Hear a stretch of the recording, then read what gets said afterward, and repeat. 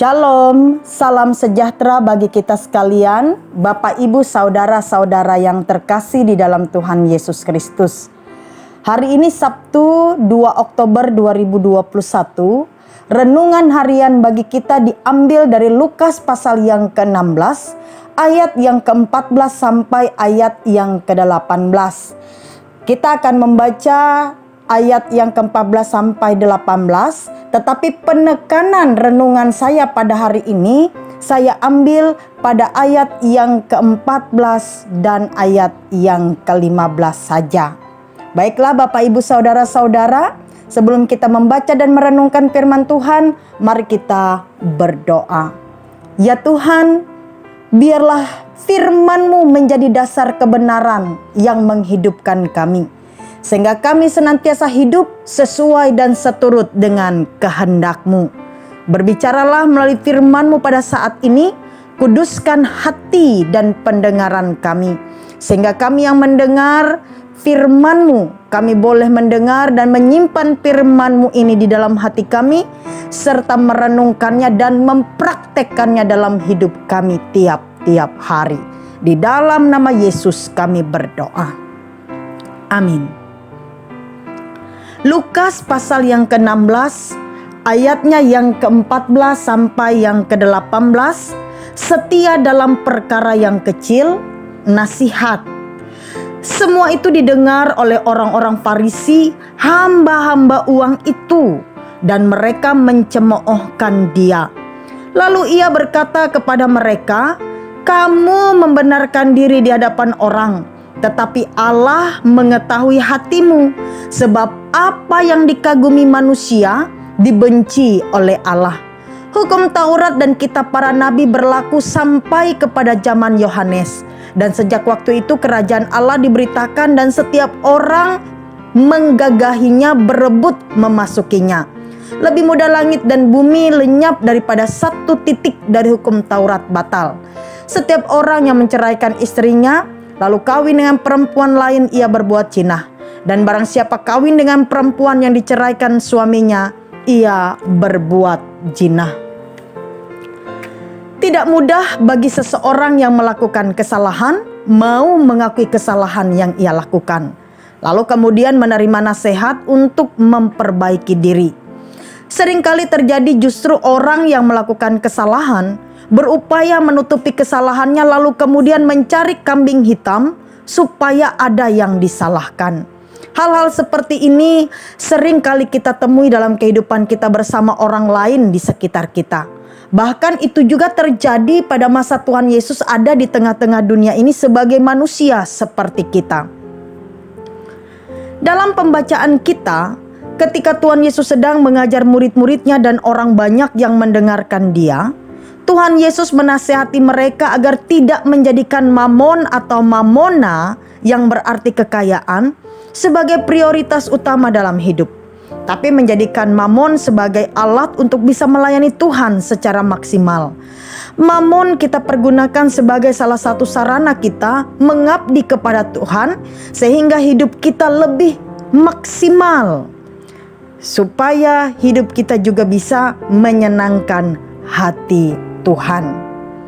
Mamon hanyalah perkara kecil yang Tuhan percayakan kepada kita. Kalau dalam hal ini saja kita tidak bisa setia, bagaimana mungkin Tuhan akan mempercayakan kepada kita perkara yang besar, seperti yang dikatakan pada ayat yang ke-11. Jadi, jikalau kamu tidak setia dalam hal mamon yang tidak jujur, siapakah yang akan mempercayakan kepadamu harta yang sesungguhnya? Bapak Ibu, saudara-saudara, harta yang sesungguhnya yang dimaksud oleh Lukas dalam teks ini adalah alitenon, yang artinya kebenaran. Jika masalah mamon saja seseorang sudah tidak benar, bagaimana ia bisa bersikap benar tentang hal yang lain? Ayat yang ke-13, seorang hamba tidak dapat mengabdi kepada dua tuan, karena jika demikian ia akan membenci yang seorang dan mengasihi yang lain, atau ia akan setia kepada yang seorang dan tidak mengindahkan yang lain. Kamu tidak dapat mengabdi kepada Allah dan kepada mamon. Pilihannya mamon untuk Allah atau Allah untuk mamon. Pengajaran dan nasihat Tuhan Yesus ini rupanya membuat orang-orang Farisi yang mendengarnya tidak suka. Mengapa? Lukas menuliskan di ayat 14, semuanya itu didengar oleh orang-orang Farisi, hamba-hamba uang itu. Jadi rupanya ketika orang-orang Farisi mendengar pengajaran Tuhan Yesus tentang Mamon, orang-orang Farisi yang adalah hamba-hamba uang itu merasa Tuhan Yesus sedang mengkritik atau menyerang mereka. Bukannya sadar, bertobat, mereka malah mencemooh Tuhan Yesus. Sehingga Tuhan Yesus berkata di ayat yang ke-15, kamu membenarkan diri di hadapan orang, tetapi Allah mengetahui hatimu. Orang-orang Farisi tidak sadar mereka sedang berbicara dengan siapa. Tuhan Yesus tidak hanya melihat kelakuan mereka seperti apa yang terlihat atau yang berupaya mereka perlihatkan kepada orang banyak. Tapi Tuhan Yesus melihat kepicikan dan ketamakan hati mereka sebagai orang-orang yang memperhambakan diri mereka kepada Mamon, bukan kepada Allah. Nah, Bapak Ibu Saudara-saudara, melenas firman Tuhan yang menjadi renungan kita hari ini, apa yang dapat kita pelajari? Yang pertama, dalam hidup kita di tengah dunia ini, kita pasti sering diperhadapkan pada tanggung jawab kecil atau besar yang dipercayakan untuk kita. Melalui tanggung jawab itu diharapkan kita dapat menjalankan semuanya dengan setia. Hal-hal kecil yang dipercayakan kepada kita adalah sarana yang dipakai oleh Allah untuk melatih kita, sehingga pada waktunya nanti kita akan dipercayakan lagi hal-hal yang lebih besar. Contoh dalam nas kita hari ini adalah masalah uang atau kekayaan. Seorang bijak mengatakan demikian, rasa cukup akan dimiliki oleh setiap orang yang dapat mensyukuri kemudian menikmati apa yang ia miliki. Karena rasa cukup tidak bergantung pada seberapa banyak yang kita punya, tapi seberapa bersyukur kita pada apa yang kita miliki.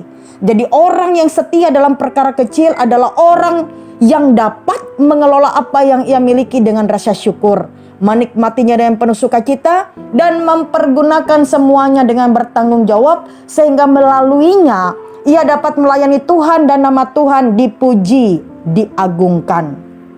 Yang kedua, karena keterbatasannya, kadangkala manusia tidak dapat memberikan penilaian yang akurat terhadap sesuatu. Oleh sebab itu ia bisa melakukan kesalahan. Jika manusia memberi penilaian berdasarkan apa yang dapat ia lihat dari sisi luar, maka berbeda dengan Allah. Allah menilai kita dari sisi luar, tapi juga ia menilai kita dari sisi bagian dalam, yakni hati kita yang adalah pusat dari kehidupan kita. Orang-orang Farisi berusaha menutupi kebobrokan hidup mereka, bahkan mencemooh Tuhan Yesus karena apa yang Tuhan Yesus katakan. Tapi sehebat apapun mereka berusaha terlihat baik di hadapan manusia, seperti kata Tuhan Yesus di ayat 15, Allah mengetahui hati mereka. Demikian dengan kita, Bapak Ibu Saudara-saudara, mari kita menjaga hidup kita agar tetap benar, bukan hanya di hadapan manusia, tetapi yang paling utama di hadapan Allah. Jika kita salah, akui kesalahan kita dan mohon ampun kepada Allah. Apa gunanya terlihat baik di hadapan manusia, tapi hati kita penuh dengan kejahatan dan kebobrokan? Bukankah perkenanan Allah lebih penting daripada perkenanan manusia? Nah, Bapak Ibu Saudara-saudara yang terkasih, dari kedua hal yang dapat kita pelajari melalui Lukas 16 ayat 14 sampai yang ke-18, mari kita belajar untuk menjadikan hidup kita lebih baik dari hari ke hari.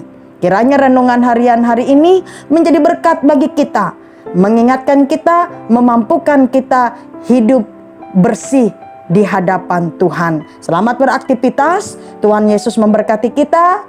Amin.